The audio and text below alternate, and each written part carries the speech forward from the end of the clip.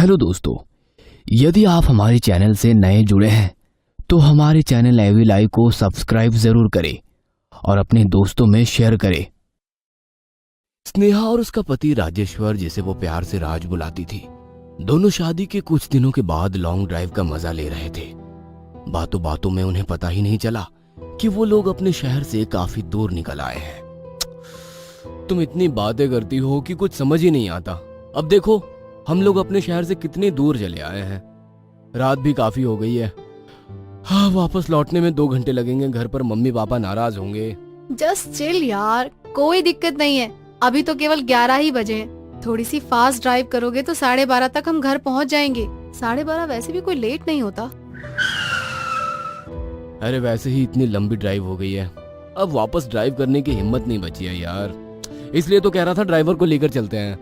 हाँ, long drive पर लोग अपने ड्राइवर के साथ आते हैं। लाओ। स्नेहा जैसे ही ड्राइवर की सीट पर बैठी, उसने देखा कि फ्यूल टैंक एम्प्टी दिखा रहा था। शिट यार, अब ये फ्यूल टैंक एम्प्टी दिखा रहा है। तुमने ध्यान भी नहीं दिया। यहाँ से पेट्रोल पंप कितनी दूर होगा? गाड़ी रिजर्व में है।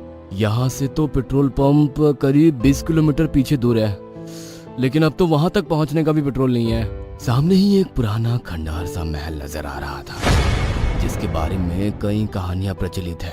उसे देखकर राज और डर रहा था, मगर नेहा उसके साथ निडरता से खड़ी थी। अब गाड़ी को पीछे ले जाने से कोई मतलब नहीं है। आगे चलते हैं, शायद कोई गांव मिल जाए। पीछे तो काफी दूर तक जंगल है। रात गांव में ही बिता लेंगे। सुबह आप कहीं से पेट्रोल का बंदोबस्त कर लेना। मैं माँ को फोन लगाकर बता देती हूँ कि हम लोग आज रात नहीं आ पाएंगे। राज को स्नेहा की बात सही लग रही थी, मगर रात में उस किले के सामने से उसकी निकलने की हिम्मत नहीं थी। उसने स्नेहा से तो कुछ नहीं कहा, मगर उसे ड्राइव करने से मना करके खुद ड्राइव करने लगा।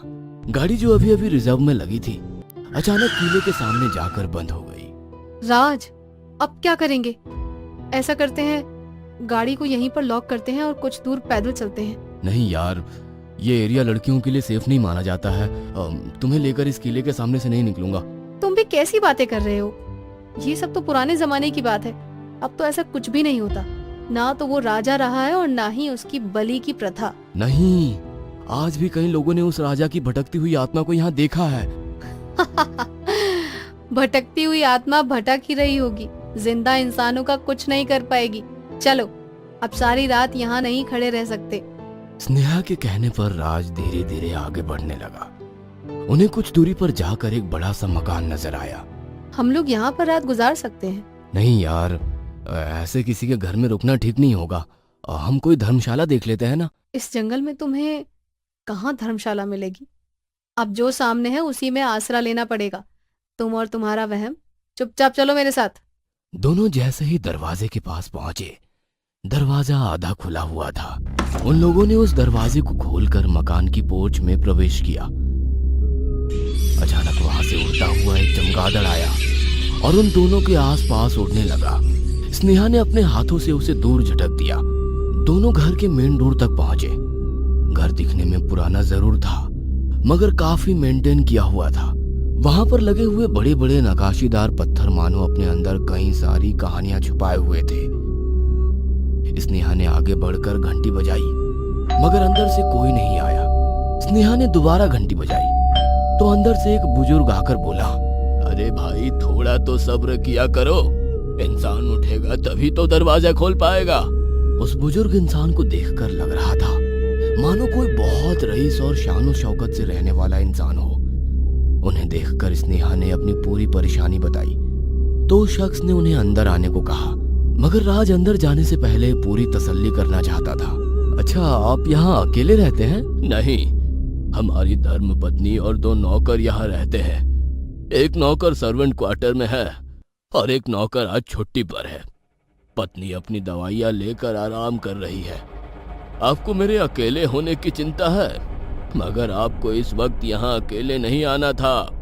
ये इलाका भूत प्रेतों के लिए बदनाम है, खासकर यहाँ के राजा के कारण। खैर, रात हो गई है, अब वापस भी नहीं जा सकते। ऊपर के कमरे में हाथ मुंह धो लीजिए, तब तक मैं आपके खाने का बंदोबस्त कर देता हूँ। राज और स्नेहा दोनों कमरे में पहुंचे। कमरा बहुत ही खूबसूरत था।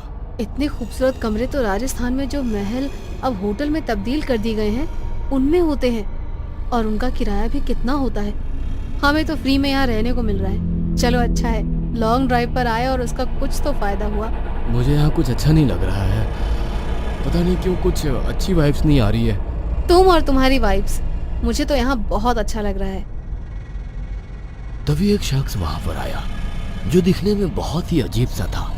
बड़े बड़े बिखरे हुए बाल, अधकचरी सी दाढ़ी, गंदे कपड़े, मानो कई दिनों से ना नहाया हो। उसे देखकर ही घिन आ जाए। डाइनिंग टेबल पर आप लोगों का खाना लग गया है, मालिक आप लोगों को बुला रहे हैं। दोनों टेबल पर पहुंचे तो वहां पर वो उनका इंतजार कर रहे थे। टेबल पर कई तरह के पकवान लगे थे।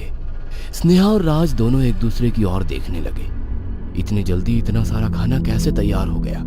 बुजुर्ग ने इधर उधर की बातें करने के बजाय उन दोनों को खाना सर्व करके खुद खाना शुरू किया। स्नेहा और राज दोनों खा रहे थे। वह बुजुर्ग उन दोनों को घूरते हुए देखने लगा। आप लोग तो आजकल के जमाने के लोग हैं, आपको पुराने किस्से क्या पता होंगे? क्यों? ये किला राजा ने क्यों बनवाया था? बताता हूँ। बहुत साल पहले यहाँ पर राजा शमशेर सिंह का शासन था। महाराज एक तांत्रिक के बहुत बड़े भक्त थे। उनकी एक ही ख्वाहिश थी कि वो हमेशा के लिए अमर हो जाए। एक ऐसी इच्छा जो कभी किसी की पूरी नहीं हुई, मगर सदियों से इंसान की यही ख्वाहिश रही कि कैसे भी अमर हो जाए। इस पर तांत्रिक ने राजा को बताया, अगर आप लगातार 5 सालों तक हर अमावस्या पर किसी नवविवाहित स्त्री की बलि चढ़ाएं तो आपका शरीर वज्र की तरह कठोर हो जाएगा और उस पर किसी भी हथियार का असर नहीं होगा, यहाँ तक कि मौत भी आपको नहीं छू पाएगी। तांत्रिक की इस बात का असर राजा पर हो गया और उसने हर अमावस्या की रात को एक नवविवाहित स्त्री की बलि चढ़ाकर तांत्रिक क्रिया शुरू कर दी। मगर इस तरह नवविवाहित स्त्रियों का गायब होना लोगों को शंका में डाल रहा था। महाराज के इस कार्य में उसका मंत्री उसकी मदद करता था। वही महाराज के लिए नवविवाहित स्त्रियों का अपहरण करके ले आता था। महाराज, अब राज्य में नवविवाहित स्त्रियां मिलना मुश्किल हो रही है, क्योंकि राज्य में नवविवाहित स्त्रियों के गायब होने के कारण लोग अब सतर्क हो गए हैं। वे अपनी बेटियों को शादी के बाद बुलाते नहीं हैं और बहुओं का गौना नहीं कराते। बलि के लिए नवविवाहित स्त्रियां कहां से लाए महाराज? मगर हमें तो अमावस्या को नवविवाहित युवती की बलि चढ़ानी जरूरी है। अब समस्या का एक ही समाधान है, हम खुद शादी करेंगे। लोग अपनी बेटियों को रानी बनाने के लालच में आकर हमसे ब्याह देंगे और उसके बाद हम हमारी नवविवाहित रानियों की बलि देंगे। ये तरीका सही है महाराज, लोग अपनी बेटियों की शादी आपसे आसानी से कर देंगे। बलि के लिए नवविवाहित का बंदोबस्त करने के लिए राजा हर 1-2 महीने में एक शादी कर लेता था और अपनी रानियों को महल के पास एक बंगले में कैद करके रखता था और हर अमावस्या को उनमें से किसी एक की बलि चढ़ा देता। इन बलि के प्रभाव से राजा शक्तिशाली हो रहा था। उसे कुल 60 बलि देनी थी, मगर 50वीं बलि के बाद सब लोगों को पता चल गया कि राजा ही नवविवाहित स्त्रियों की बलि चढ़ाता है। गांव के सब लोगों ने मिलकर राजा को जिंदा जला दिया और महल में रह रही सारी रानियों को अपने साथ ले गए। उसके बाद कोई भी नवविवाहित स्त्री इधर नहीं आती। लोगों को लगा वो राजा मर चुका है, मगर इतनी बलि देने के कारण वो काफी शक्तिशाली हो चुका था। वो ना तो मरा और ना ही जिंदा है। आज भी राजा अपने लिए 60 नवविवाहितों की बलि को पूरी करने के लिए भटक रहा है ताकि वो अमर हो सके। कहते हुए उस बुजुर्ग की निगाहें स्नेहा के चूड़े पर चली गई, जो अक्सर नवविवाहित स्त्रियां पहनती है। वो रहस्यमय ढंग से उन दोनों की ओर देखकर मुस्कुरा रहा था। बुजुर्ग की बात सुनकर स्नेहा और राज दोनों डर गए थे। स्नेहा राज की ओर देखने लगी। स्नेहा उठकर राज के करीब गई। तभी माहौल एकदम बदल गया और वो बुजुर्ग इंसान एक जले हुए इंसान के रूप में तब्दील हो गया। उसका नौकर का रूप भी बदल गया। तभी उसके नौकर ने राज के सिर पर तेजी से कुछ मारा, जिसके कारण राज बेहोश हो गया और वो बुजुर्ग स्नेहा के बाल पकड़कर उसे खींचते हुए मंदिर के अंदर ले गया। स्नेहा कुछ कर पाती इसके पहले ही उसने स्नेहा की बलि दे दी।